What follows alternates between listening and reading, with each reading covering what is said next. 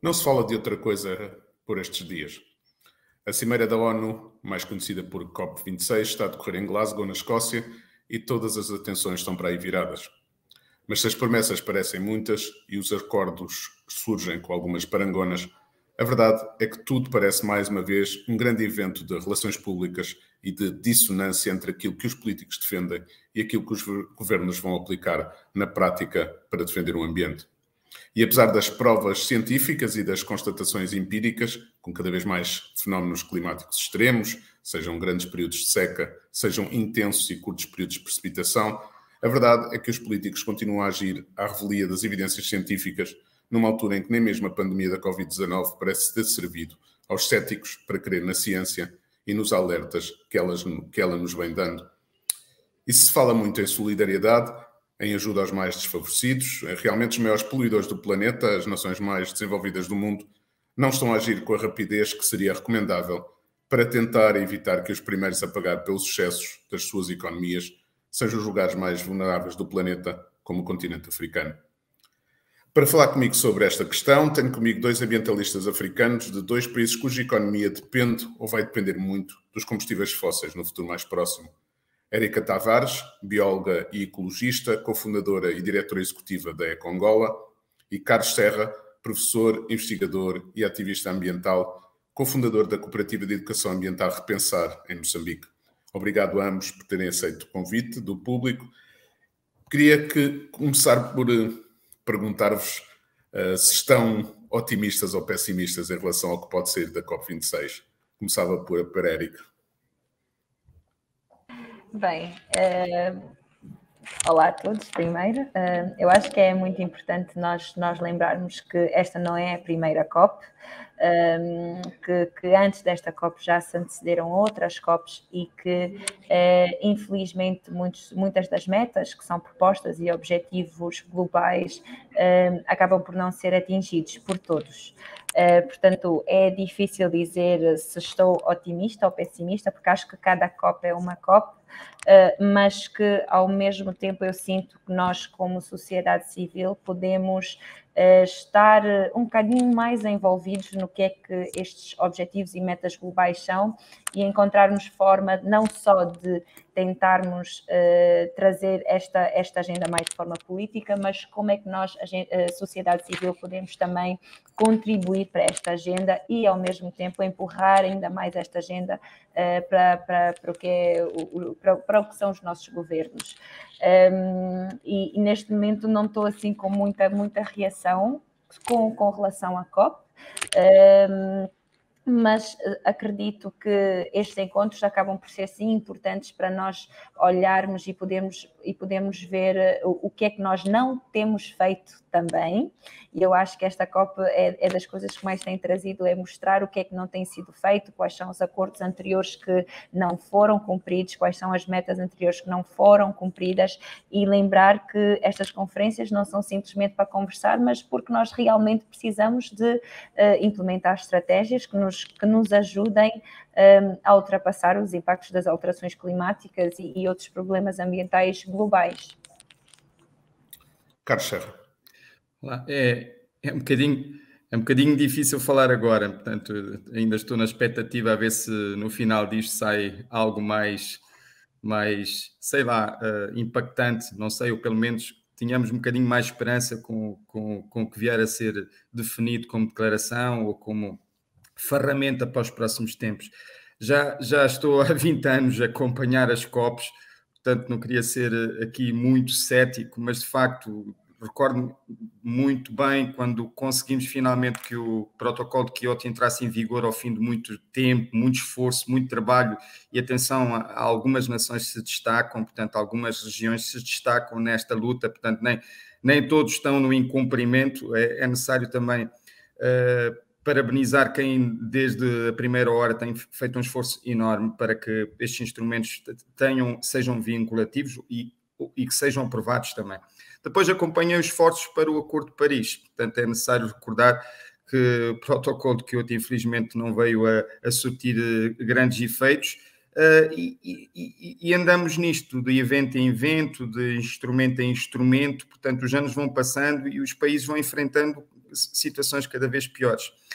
Os mais vulneráveis, os mais pobres sofrem mais, particularmente países com uma geografia muito específica, particularmente muito própria, como o caso de Moçambique, a costa de Moçambique, com os seus 2.700 km, parte deste território, portanto, abaixo ou próximo do nível das águas do mar, e particularmente vulnerável em relação a fenómenos como ventos fortes, ciclones em concreto, portanto, sofrem mais.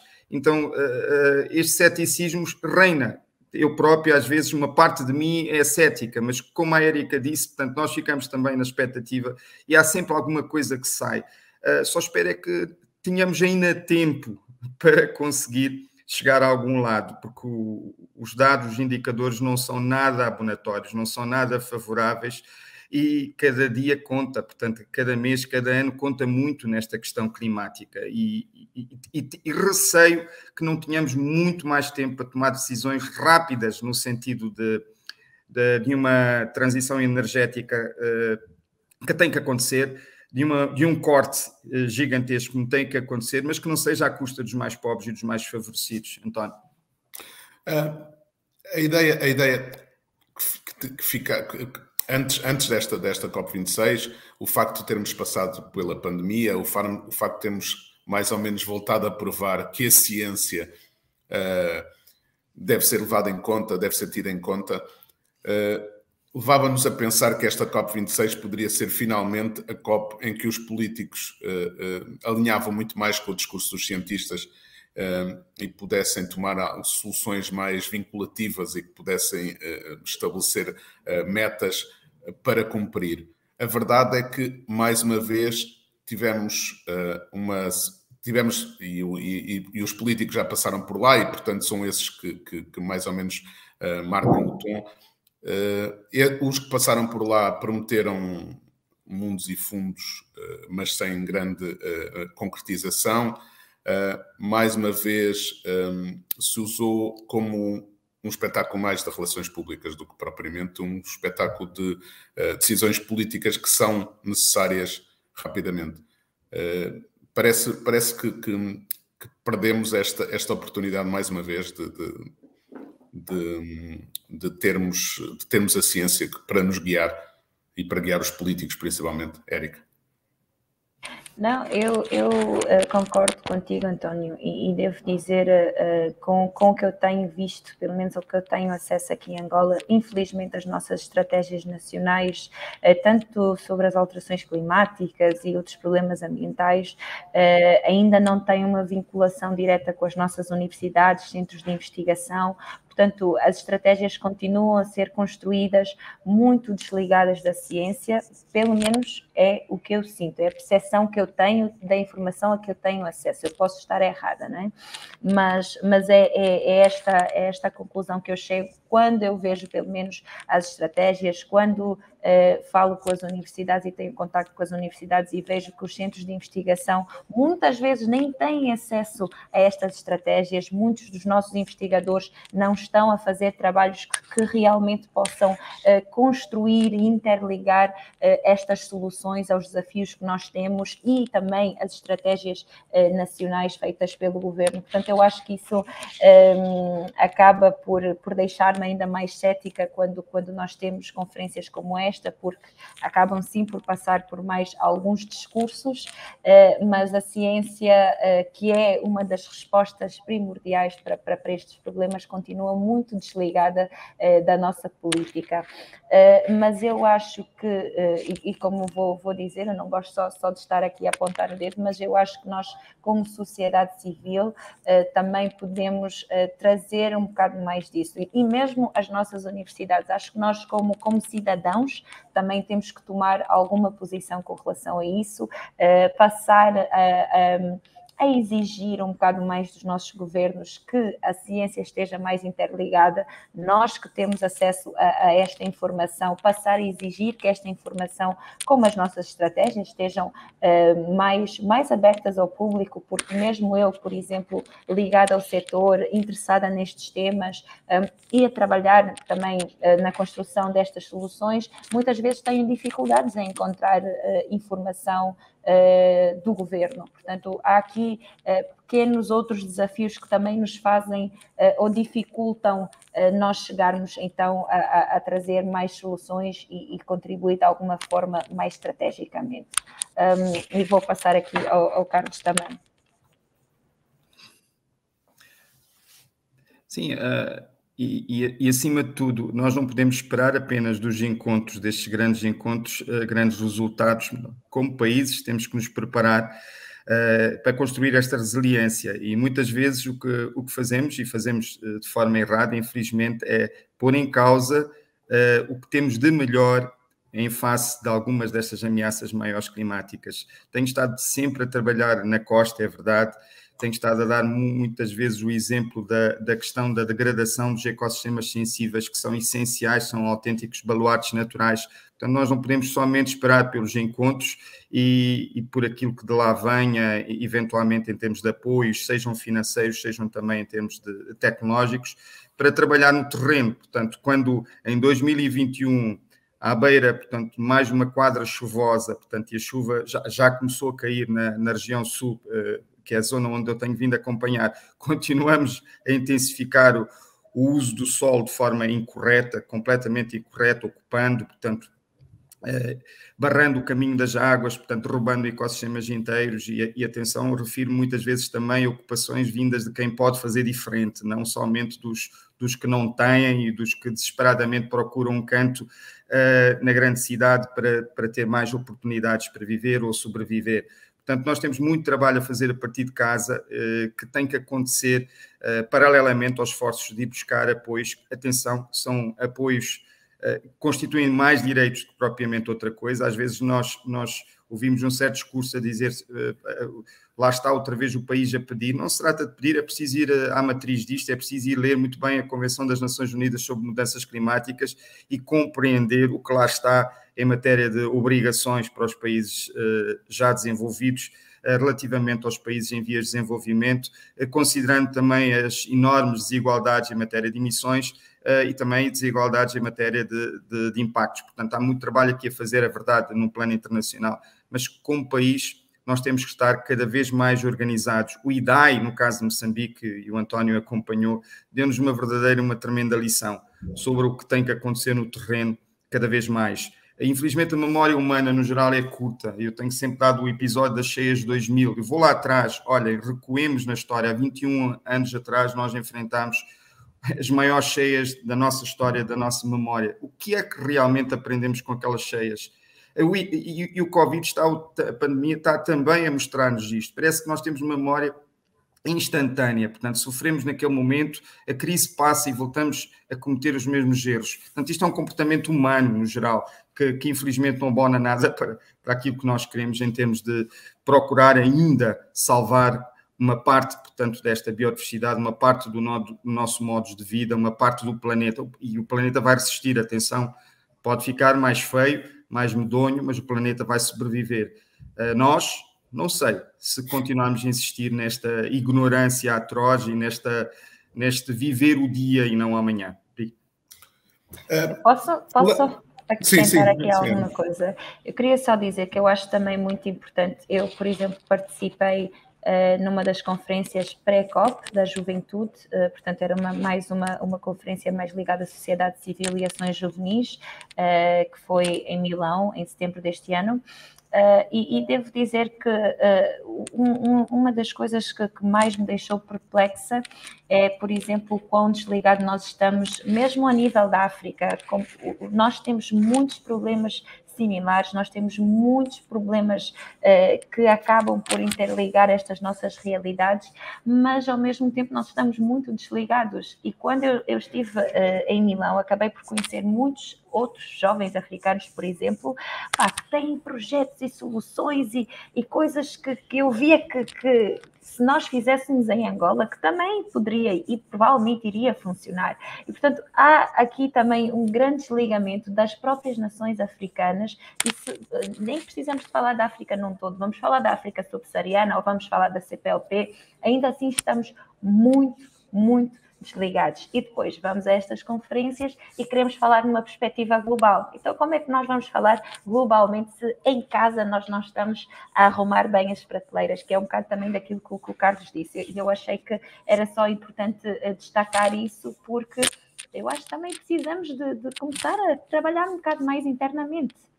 Sim. Eu acho que essa ideia da falta de ação política em África também, ou seja, dessa solidariedade que devia haver e essa velha ideia de que a união faz a força. Cada um dos países africanos sozinho é uma gota neste oceano para tentar mudar as coisas. Devia haver uma ação mais concertada, a União Africana devia tomar mais posições em relação a isto, em relação à questão ambiental, que é tão importante para o continente. António, eu não sei, aí é um dos aspectos também importantes. Eu desconheço a posição da União Africana, por exemplo. Sinto que, como União, e aí juntando os países todos deste continente, nós estamos mais apagados como nunca. E era interessante que alguém fosse também analisando um pouco isto. Portanto, a União Africana, neste momento, em matéria ambiental, duvido que tenhamos um posicionamento claro, portanto, não tenho estado atento a estes detalhes, portanto, e mesmo em matéria de convenções, nada feito. Eventualmente, em matéria de região, Angola e Moçambique fazem parte da SADC, poderíamos também fazer mais. Temos vindo a aprovar aqui uns protocolos, por exemplo, em matéria de mudança climática não temos nada. Foi celebrado o protocolo de ambiente, muito pouco divulgado nos nossos países. Outro aspecto também, olha, a gente assumiu compromissos a nível da região. O que é que nós temos disto? O que é que nós conhecemos disto? Todos. Aqui eu coloco todos, portanto, incluindo as nossas organizações de sociedade civil, as instituições de ensino superior, etc. O que é que nós estamos realmente a fazer para que, como continente, como região, tenhamos mais força? Porque, concordo, António, somos uma gota a todos os níveis, mas como bloco poderíamos ser muito mais fortes nesta negociação. Indo também ao terreno, até nas vizinhanças, portanto, até nas relações de vizinhanças com os países que fazem fronteira connosco. Nós sofremos tudo que seja feito erradamente no interior. Nós acabamos recebendo o lixo dos outros. Nós recebemos menos água quando a água é retida a montante. E mesmo nestas relações somos particularmente frágeis. Portanto, é apenas um comentário de ordem geral. Portanto, temos um trabalho a fazer a partir de casa muito importante. Acham que existe... Costuma-se dizer também que as lutas ambientais são uma questão de sociedades desenvolvidas porque as outras têm outras preocupações, que é a sobrevivência. Nos vossos países, em Angola, que está com uma crise económica que se prolonga desde 2014, e em Moçambique, que continua à espera do gás natural para conseguir um bocadinho mais de riqueza para o país, acham que há uma consciência uma consciência ambiental nos vossos países, ou na verdade ela ainda está a começar? Lá está, porque as pessoas têm outras preocupações, nomeadamente a de sobreviver, a de conseguir o alimento todos os dias. Percebi a pergunta e eu acho que temos aqui de olhar para várias perspectivas. Portanto, a nível do nosso governo, eu sinto que ainda precisamos de muita sensibilidade ambiental. Vê-se nas estratégias e nas ações anuais e governamentais que têm sido tomadas muitas decisões que, na realidade, há pouca consultoria e mesmo a percepção do público, nós acabamos por perceber muito pouco certas decisões que são tomadas a nível de... vamos dizer, decisões que muito impactam no ambiente e muito podem influenciar nas alterações climáticas. Entretanto, o que tu disseste é muito verdade. Nós temos aqui uma baixa percepção também do nosso público, baixo conhecimento, baixo acesso à informação, e eu acredito friamente que nós estamos a precisar ter a educação ambiental como uma disciplina curricular. Portanto, não falo só em Angola, eu falo a nível do mundo. Nós estamos a precisar que esta sensibilidade comece desde muito pequenos e termine desde muito adultos, porque nós esquecemos que, mesmo não sendo parte do governo, ou mesmo não sendo parte de uma organização da sociedade civil, em qualquer setor, em qualquer posição, todos nós tomamos decisões diariamente que influenciam de alguma forma no ambiente à volta de nós. Portanto, nós estamos a precisar de ligar isto dentro de todos nós, que é esta consciência. Precisamos ligar isso, esse questionamento sobre as nossas decisões e o que nós estamos a fazer. Mas eu acredito que o Carlos também possa dar uma perspectiva de Moçambique e que não deve fugir muito à nossa. Sim. Bom, nós somos ambiente, atenção, nós compomos a noção de ambiente, pelo menos a noção que está a ser advogada a nível de políticas e quadro legal.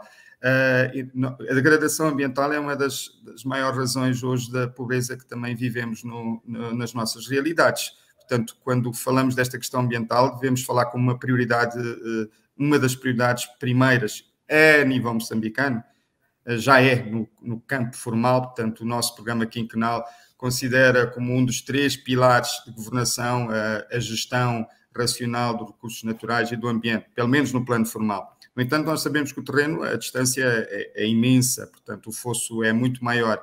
Quando nós falamos destas questões ambientais, temos que perceber que nós dependemos diretamente ainda de recursos naturais. 80% da população em Moçambique depende de biomassa, portanto, e fundamentalmente lenha. Carvão abastece as cidades, portanto, lenha. Esta dependência de lenha significa desflorestamento. A forma como nós praticamos a agricultura, que é uma agricultura com rotação de culturas, causa muita degradação dos solos. A perda de nutrientes nos solos gera cada vez menos produtos que nós conseguimos colher e menos ainda que nós conseguimos vender. Portanto, há aqui uma armadilha de pobreza associada também a uma degradação em curso. Nós falamos com a população no campo e há cada vez menos conhecimento, vai-se perdendo também de geração para geração. É interessante, porque a nível tradicional algumas práticas que poderiam estar a ser maximizadas, infelizmente vão-se perdendo de geração para geração. O que nós vemos no terreno, e em particular uma área em que estamos a trabalhar com um programa chamado Lixo Marinho, que combina também aspectos de conservação e de restauro de ecossistema, é que esta dependência primária, portanto, esta falta de alternativas, por exemplo, energéticas, conduz-nos a uma cada vez maior vulnerabilidade mesmo em relação às mudanças climáticas. Portanto, quando falamos desta questão ambiental, nós temos que falar também com os pés no chão. O lixo que nós produzimos e a dificuldade que temos em matéria de gestão em muitas áreas urbanas nos nossos países, conheço também a realidade em Angola, está associada também a baixos indicadores de saúde. Portanto, estamos a falar de algo muito sério. Portanto, o lixo está na nossa comida, está na nossa água, está também cada vez mais no ar que nós respiramos. Portanto, a qualidade do ar nos centros urbanos tende a decrescer e uma das maiores razões para esta baixa qualidade e para uma série de problemas de saúde associados está precisamente o facto de nós dependemos de biomassa. Portanto, queimamos recursos lenhosos para aquecer alimentos, para confeccionar alimentos e queimamos lixo, portanto, e temos lixo presente em todos os lados. Portanto, lá está, isto tem que ser uma prioridade de facto, mais do que um discurso bonito, tem que ser uma prioridade de facto. Portanto, concordo, uma educação, sim, mas não somente, portanto, a educação tem que ser acompanhada por uma governação efetiva também, cada vez mais local. Portanto, às vezes esta questão do ambiente não é devidamente tratada nas estruturas locais de governação. Portanto, lá está, coloca-nos também o desafio da descentralização e fazer chegar esta capacidade até ao nível do bairro, até ao nível da povoação. O que eu estava a dizer é que eu vi a tua frustração, vejo a tua frustração muitas vezes quando vão fazer aquelas campanhas para limpar as praias, depois de um fim de semana de festa, ou seja, um fim de semana normal de praia em Moçambique ou em Angola, em que as praias ficam cheias de latas, cheias de garrafas. Acho que também há um bocadinho de falta de cidadania dessa ideia de que este planeta é nosso e, portanto, deveríamos tratá-lo como se fosse a nossa casa, não é?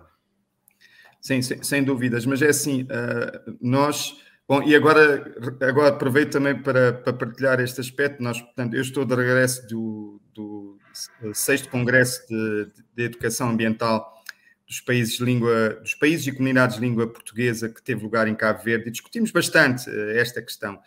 Temos lá também um grupo de organizações e indivíduos ativos em limpezas e eu tenho vindo a dizer que cada vez mais nós não estamos a limpar apenas, portanto, nós estamos a restaurar ecossistemas e por vezes a nossa insistência, portanto, a nossa paciência e teimosia conduz-nos a recuperar, portanto, áreas, e já temos, portanto, exemplos disso em várias partes do mundo e em Moçambique também. Portanto, ao fim de algum tempo, aquilo que é jogado pontualmente um fim de semana, portanto, consegue ser gerido rapidamente pelas organizações no terreno, pela estrutura que foi, entretanto, montada no terreno, constitui uma vitória. Mas, acima de tudo, portanto, estas ações são ações também de monitoria, e temos estado a procurar fazer isto com alguma ciência. Portanto, nós procuramos fazer um levantamento quase exaustivo de tudo aquilo que são tipos de resíduos. E já agora, e faço aqui um link para a Érica, porque acho muito importante que em Angola também se faça, com a questão das marcas, o branding. Portanto, quem são realmente os poluidores, quem são realmente os obreiros desta poluição que nós estamos a encontrar, portanto, no mar, por exemplo. Há nomes a dar, portanto, há toda uma economia que está concebida para o desperdício, está concebida para o descartável, está concebida para o instantâneo, sendo que os impactos depois têm que ser sofridos, sentidos por países com estruturas de gestão debilitadas ou aquém daquilo que o primeiro mundo tem, e sofrer os impactos também em matéria de saúde e ambiental. Então, nós temos estado a trabalhar muito neste levantamento das principais tipos, categorias de resíduos. Claro, o plástico está efetivamente na liderança deste assunto, mas também das marcas. E isto permite-nos ter informação é poder e, claro, trabalhar mais com as empresas no sentido de elas assumirem uma responsabilidade que é de direito, portanto, que é de lei, que é a responsabilidade alargada dos produtores e dos importadores de embalagens. E, finalmente, qualquer ação é uma ação de educação também. Acho que a maior limpeza é mesmo uma espécie de limpeza de mentes. Começámos isto em 2015 em Moçambique e chamaram-nos de alguma maneira malucos. Recordo-me que só de Caco foram 3 caminhões de vidro partido que tirámos de 6,5 km de praia em Maputo. Portanto, havia lixeiras permanentes nas praias na altura. Portanto, e as pessoas disseram, pá, isso não vai funcionar. Alguns, os mais céticos, não vai funcionar. Lá está, porque no próprio dia, as limpezas são feitas ao sábado, portanto, no próprio dia, o pessoal vai lá à tarde e escangalha tudo. Sim, aconteceu. Mas deu-se também uma mudança. Portanto, há cada vez mais cidadãos a exigir um comportamento diferente e a fazer diferente. Isto é um sinal de esperança, António. E acho que a Érica também pode partilhar as suas experiências em Angola. Não, é basicamente a mesma coisa, né? Nós também fazemos aqui muitas limpezas de praia e nós, como o Carlos disse, muitas pessoas pensam que a limpeza de praia é chegar ali, limpar no momento e está tudo lindo, está tudo feito, mas na realidade voltas no dia seguinte e voltam quantidades e quantidades enormes de resíduos às nossas praias. Muitas vezes não só pelas pessoas que lá vão tomar banho e tudo, mas também é maioritariamente transportado pelas nossas valas que saem das cidades e escoam todos os resíduos que não são tratados ao final do dia, né? E devo dizer, Carlos, uma coisa que eu também tenho notado muito é que nós acabamos por encontrar muito plástico nas praias, também porque o plástico consegue flutuar, mas já fizemos aqui algumas tentativas de fazer alguns mergulhos em certas zonas em que estas valas abrem para o mar e devo dizer que é assustador. 80% está lá embaixo. Exatamente, exatamente. Nem é o que está aqui em cima, nem é o que nós vemos. Sim. Nem é o que nós vemos. E nós vamos à praia, tomamos o nosso banho e no fim do dia estamos a mergulhar em lixeiras no mar, basicamente. E eu acho que é esta percepção também que o nosso público e os nossos governadores também precisam ter para que nós efetivamente possamos mudar esta situação, né? Porque nós, quando falamos de ambiente, isto está diretamente ligado com a nossa saúde. E depois temos um número ou um aumento de doenças e epidemias e talvez até possam vir outras pandemias aí no futuro que sejam resultado direto deste problema que nós estamos a criar. Eu partilho uma fragilidade, talvez, António, se não tirando a palavra, mas acho que um aspecto muito importante é aquilo que poderia ser a contribuição da investigação para um processo de tomada de decisões mais eficiente e mais adequada àquilo que são os compromissos, particularmente de saúde pública. Portanto, se nós tivéssemos mais trabalho de pesquisa, se as nossas universidades, por exemplo, estivessem mais focadas, portanto, na busca daquilo que é a realidade que nós vivemos e enfrentamos diariamente em matéria ambiental e saúde pública, se calhar teríamos um cenário um pouco diferente. Portanto, digo muitas vezes, olha, qual é a qualidade dos alimentos numa baía de Maputo ou numa baía de Luanda, daquilo que estamos a coletar, aquilo que estamos a pescar, portanto, aquilo que estamos a apanhar, no caso de mexilhões ou ameijas, etc. O que é que realmente podemos encontrar nestes organismos? Portanto, derivado da poluição, derivado desta poluição montante, destas valas de drenagem que constituem fugas inadmissíveis nos dias que correm. Portanto, e atenção, nós encontramos de tudo nas nossas baías, nas nossas praias. Estou profundamente chocado com a quantidade, por exemplo, de pilhas descartáveis que vamos encontrando nas praias. E em Angola também encontrei, diga-se passar, na Baía de Luanda, na ilha de Luanda também encontrei. Portanto, uma pilha é o verdadeiro símbolo de uma máquina química, contém uma série de metais, incluindo metais pesados, portanto, quando entro na cadeia alimentar, o assunto é muito sério. Qual é a qualidade do ar que nós respiramos nas nossas cidades, especialmente qual poderá ser o contributo da queima de resíduos ou da falta de gestão, de sistemas de gestão adequada de resíduos. Se nós tivermos mais dados, se a ciência puder contribuir à nossa escala para um mapa mais completo, provavelmente o nosso poder local estaria mais abalizado para tomar certas decisões que podem não estar a ser tomadas hoje. O problema tem que ser resolvido a montante. Há muito trabalho a fazer a partir do nosso bairro. Portanto, tudo começa no bairro. Não é julgar que um aterro vai ser a solução. Opa, temos muito lixo, mais aterros, portanto, mais meios de transporte. Então, nós estamos sempre muito a jusante e são investimentos em infraestruturas colossais, com valores completamente, portanto, elevados e aquém daquilo que são as nossas capacidades. O maior investimento na organização, o maior investimento, portanto, na resolução dos problemas a partir da base, melhor. Agora veio o chavão da economia circular, mas temos que esmiuçá-lo, temos que procurar descodificá-lo e mostrar como é que um bom sistema de economia local, pensado à nossa escala, à nossa realidade, pode ajudar-nos a passar para um outro patamar. Eu, especialmente, e quem me conhece sabe, sou cada vez mais inimigo, se não inimigo número 1, de tudo que seja um destino final que não passe pela valorização quase total do que nós consideramos hoje ser lixo. E não é ficção científica, é algo que podíamos estar já a fazer hoje. Atenção. Mas aquilo que eu sinto também é que o peso dos Ministérios do Ambiente, tanto em Angola como em Moçambique, é praticamente insistente, ou seja, na definição de políticas públicas, as pessoas responsáveis pelas pastas do ambiente não têm o peso que deveriam ter para que a política ambiental fosse uma prioridade dos vossos governos, tanto do moçambicano como do angolano.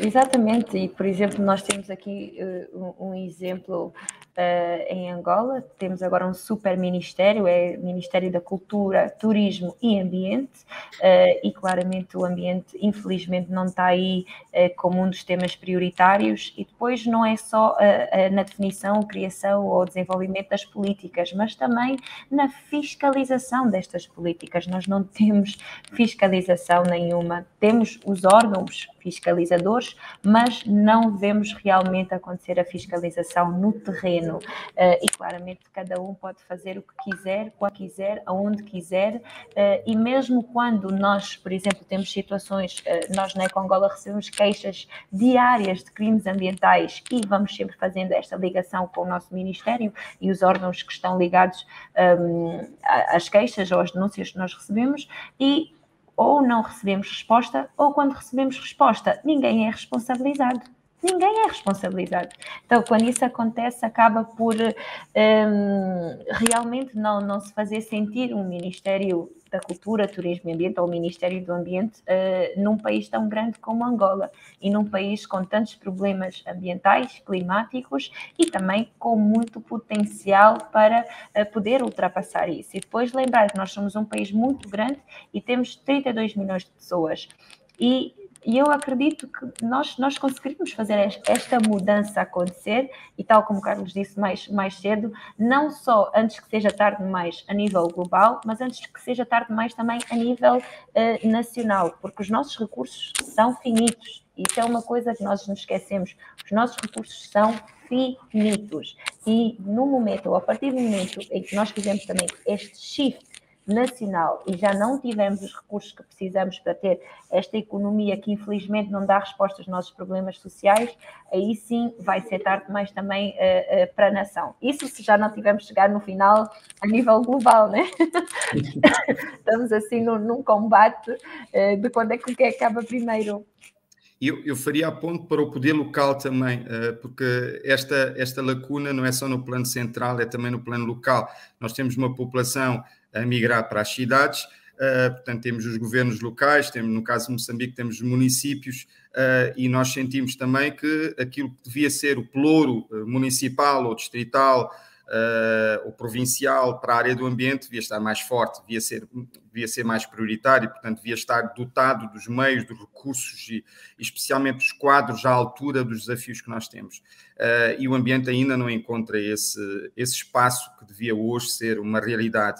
Atenção que todo este movimento de institucionalização em torno do ambiente, portanto, criação de uma máquina administrativa para poder responder à agenda ambiental, ela é produto especialmente da Conferência das Nações Unidas organizada no Rio de Janeiro em 1992, portanto o grande salto foi feito aí, os nossos países criaram ministérios para a área do ambiente e o ambiente também foi introduzido na governação local, mas entre o discurso, entre os compromissos e a prática, a realidade é completamente diferente. Então nós visitarmos, no caso de Moçambique, os nossos municípios são 53 e procurarmos saber qual é o espaço que o ambiente tem, normalmente encontramos uma variação onde cabe tudo. Urbanização, infraestruturas, parques, jardins, o lixo, não é? A salubridade, mas não encontramos uma agenda ambiental ou climática, atenção, portanto, climática local. Portanto, isto mostra também o enorme desafio que temos ainda na construção de modelos administrativos mais adequados para fazer face ao que está a acontecer e ao que aí vem. Apesar de tudo, devo dizer que conheço muito boa gente no setor do ambiente, no setor governamental do ambiente, quer em Angola, quer em Moçambique, que são verdadeiros lutadores, portanto há coisas que também ultrapassam, portanto há aspectos que estão acima deles, mas que são verdadeiros heróis anónimos, portanto, e um esforço enorme tem estado a fazer para que estas questões tenham melhor tratamento. Sobre a fiscalização, sinto mesmo, Érica, está bem? Portanto, temos estado a responder pouco. Muitos casos acabam em nada, portanto, e isto tem que deixar de acontecer, porque a impunidade, infelizmente, toma lugar. As pessoas deixam de colocar queixas e denúncias, porque nada vai acontecer. Portanto, nós temos que ser, nesse aspecto, mais firmes. Não sei qual será a fórmula mágica para as entidades agirem prontamente, porque isto está a acontecer em Moçambique também, e é triste. Carlos, mas a verdade é que não devia ser uma questão de heróis. Pois não. Não deviam continuar a ser pessoas isoladas que fazem o esforço, elas próprias, por tentar mudar as coisas, quando devia ser uma coisa que vinha de cima. Ou seja, uma política aplicada. E todas as pessoas fossem heróis para resolver isso, não? Exatamente, mas é isso que nós acabamos por discutir, né? E quando falamos mesmo das próprias estratégias nacionais, nós vemos sim muitas pessoas a fazerem muita coisa, mas estão a fazer e não conseguem ter mais impacto exatamente porque estamos muito desligados. Não só a sociedade civil com o governo, mas mesmo com o setor privado. Está tudo muito, muito desligado. E ver pequenas iniciativas que até são excelentes, muitas pessoas que tiram energia e que fazem muito, conseguem encontrar os recursos. Nós aqui em Angola temos até dificuldades em legalizar organizações. E mesmo assim, há muitas iniciativas que continuam, mesmo não estando legalizadas, mesmo face a estes desafios todos. E depois, imagina lá se nós conseguíssemos fazer isso sem estes outros desafios como é que eu posso explicar? Tirando os problemas ambientais e climáticos que nós temos, se nós conseguíssemos reduzir a burocracia, melhorar esta responsabilização, termos políticas eficientes e termos também a fiscalização, termos os meios, quando falo dos meios falo de recursos humanos e falo também de todos os outros recursos logísticos e operacionais que precisamos para o que é que queiramos fazer. Aí sim nós íamos conseguir ter discursos que conseguem ligar-se às soluções. Fala, Carlos.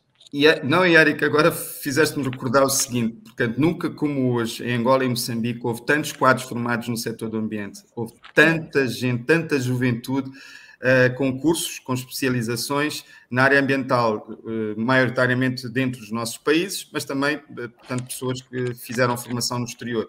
Creio que isto foi muito pensado numa certa altura, num certo contexto, por causa da indústria extrativa, portanto, criaram-se cursos novos, portanto, a engenharia ambiental é um dos cursos que nasceu deste cenário, deste contexto, mas depois muito poucos destes quadros encontram empregos ou oportunidades no setor do ambiente. Portanto, há aqui, de facto, muito trabalho a fazer. Mas no meio disto tudo tenho visto também juventude como tu, Érica, e outros que temos em Moçambique, a fazer uma diferença notável. Portanto, podiam simplesmente desistir, mas não. Estão aí, estão a criar projetos, portanto, lutaram para ir buscar o apoio e não desistem. Portanto, conheci algumas organizações em Angola que me fizeram ter esperança. Portanto, acho que esta agenda ela vai ser uma realidade, vai ter que ser uma realidade e nós não temos como nos contornar. Queria só dizer o seguinte, António, em Moçambique, a agenda ambiental ela quase que está alinhada com a agenda de conservação. Portanto, há um esforço muito grande e é preciso dizê-lo, um esforço também integrado com parceiros para a área da conservação, que tem permitido que a Rede Nacional de Áreas de Conservação tenha realmente dado passos em frente. O que nós temos que mostrar deste lado é que o ambiente não é apenas a biodiversidade presente nos parques nacionais, nas áreas de conservação que nós temos, mas o ambiente é um todo no qual os seres humanos se integram. Portanto, esforços têm que ser feitos em todo o país. E as cidades, por exemplo, têm que ter espaços verdes. Se nós estamos cada vez mais desligados desse meio natural, não vamos dar nenhum valor a um parque nacional, não vamos dar nenhum valor a uma espécie de fauna ou flora, e quando tivermos que fazer decisões, tomar decisões, as decisões serão sempre decisões em prol de um suposto desenvolvimento e não necessariamente, portanto, do equilíbrio ecológico. Então, temos estado também a trabalhar para que as nossas cidades sejam melhores do que elas são. Este crescimento urbano que está a acontecer em África, portanto, na África subsaariana e particularmente em Angola e Moçambique, tem muitas vezes mostrado um caminho, uma direção que não devia ser. Portanto, estamos a crescer, não estamos necessariamente a desenvolver-nos. E temos muitos bairros em um único jardim. Os bairros de expansão, repare, organizados, aqueles, portanto, onde tiveram a ação das autoridades, quando nós chegamos lá e procuramos, portanto, um espaço verde, procuramos uma reserva para um equipamento coletivo, nós não encontramos. Aquilo é só atribuir terra, portanto, e o resultado é que tudo isto está a acontecer à custa do verde que lá existia, do mato que lá existia, entre aspas, porque infelizmente o mato tem uma conotação negativa que não devia ter nas nossas realidades. Portanto, há muito trabalho a fazer nas cidades e o esforço nas cidades é condição sine qua non para conseguirmos, de facto, ser bem-sucedidos nas questões de conservação da biodiversidade e do clima. O professor Carlos Lopes tem um livro sobre o desenvolvimento africano e aquilo que ele propunha para que a África se pudesse desenvolver. Uma das coisas que ele fala é na oportunidade, ou seja, ele também é um otimista e acho que nestas coisas temos que ser otimistas, porque senão tudo à nossa volta nos aponta para ser pessimistas e, portanto, ser otimistas também ajuda um bocadinho. Ele diz que, uma vez que a África não teve esse desenvolvimento industrial que tiveram os países desenvolvidos, que a África tinha a oportunidade agora de entrar diretamente na economia verde, ou seja, de pensar o seu desenvolvimento já em termos das políticas ambientais, de desenvolver indústrias que sejam menos poluentes e tudo mais. Isso está a acontecer no terreno ou é só mais um desejo do que outra coisa? Érica? Desculpa, eu agora não estava a prestar muita atenção à tua pergunta. Podes voltar a perguntar, por favor. A ideia é, o professor Carlos Lopes, portanto, fala aproveitando o facto de a África não se ter desenvolvido industrialmente de forma que houve nos países desenvolvidos, que a África tinha aqui uma oportunidade de saltar diretamente para a economia verde, ou seja, de saltar diretamente para empresas amigas do ambiente, que pensem já em termos de futuro ambiental, menos impacto ambiental. Achas que isso está a acontecer? Bem, sinceramente não sinto que isto ainda esteja a acontecer. Vou falar da realidade que eu vejo em Angola, porque vejo que nós continuamos a financiar muito dos outros setores, das indústrias extrativas, petróleo e outros setores poluentes aqui em Angola. Entretanto, eu concordo com o que o professor disse, porque nós podemos sim fazer este salto, podemos sim evitar e aprender com os erros que foram cometidos pelas nossas outras nações mais desenvolvidas e conseguirmos chegar a uma fase de desenvolvimento sustentável sem ter que passar pelos níveis de poluição extremos e impactos climáticos que podemos ter, portanto, a nível da África. Isso nem é preciso muito estudo, né?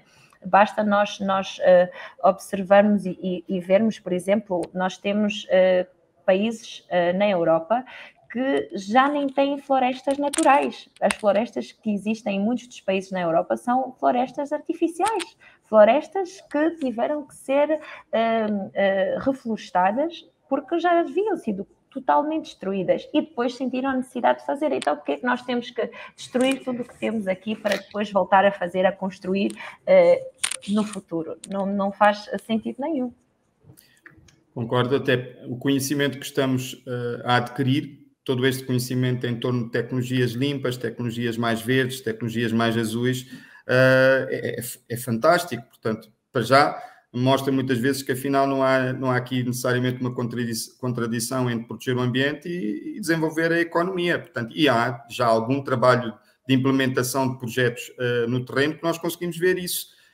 Um ecolodge, o exemplo mais interessante. Portanto, em vez de fazeres um hotel à moda antiga, que é basicamente destruir a duna e construir um mamarracho, portanto, um prédio de 10 andares, portanto, da zona costeira e intensificar essa vulnerabilidade, podes fazer a coisa completamente diferente, inclusivamente com uma abordagem energética, portanto, em harmonia com a natureza e até com dividendos, com ganhos, portanto, em termos de poupança. Portanto, à partida, se utilizarmos um paradigma diferente energético, não vamos sofrer conectados à rede portanto, gastar e pagar aquelas faturas de eletricidade sempre. Portanto, se tivermos sistemas de captação de águas, sistemas de reutilização de águas, também a fatura de água vai ser mais reduzida. Portanto, isto já não é apenas algo naif, é algo que está a acontecer, é algo que está a ser implementado, há muita tecnologia já em curso e nós vemos a diferença. Portanto, creio que a abordagem deve ser essa.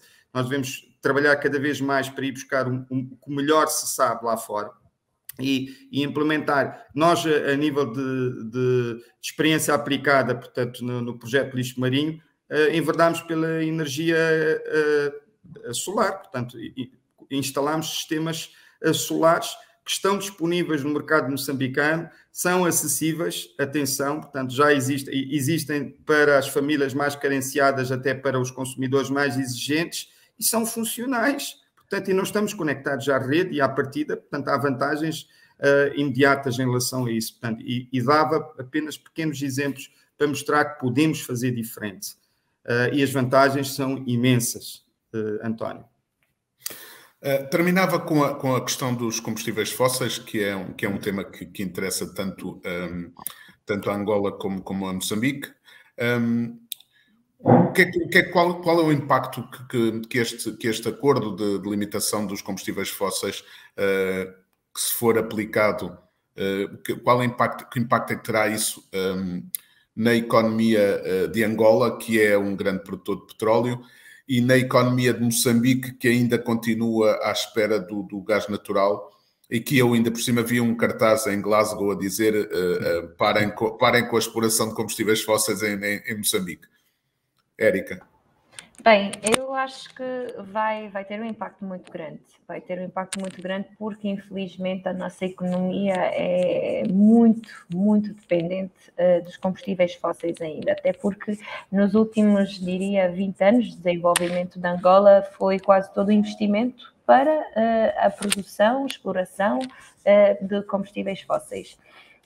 Entretanto, eu sinto que o que nós estamos a precisar é de fazer um shift, uma mudança e começarmos a investir noutros setores que podem trazer um bocado mais sustentabilidade e mesmo na produção de energia também olharmos para aquilo que o Carlos disse, para esta transição energética que nós estamos a precisar de fazer e claramente encontrar as melhores formas de o fazer. Não quero dizer isso e depois vamos simplesmente reproduzir modelos que são utilizados na Europa ou na América do Norte e depois dizer que vamos montar não sei quantos painéis de energia solar e coisas que se calhar nem são muito adequadas à Angola. Entretanto, eu também acredito que socialmente não sei se vai impactar muito, porque mesmo com a nossa economia baseada nos combustíveis fósseis durante esse tempo todo, socialmente nós quase não sentimos desenvolvimento, não sentimos os benefícios do que Angola já teve em termos económicos. Portanto, há aí algumas coisas que deixam-me a questionar um bocadinho sobre isso, mas devo dizer que sim, não vai ser uma transição fácil, mas que precisa de ser feita. Sim, uma transição que pode ser gradual também, portanto não pode ser abrupta, nem há condições. Imagino o que isto significa em termos de infraestrutura, portanto muito complicado, quando toda a nossa economia foi baseada, no caso moçambicano, no consumo de combustíveis fósseis. O parque automóvel é 99,9999% movido à base de diesel e gasolina, muito poucos veículos a gás.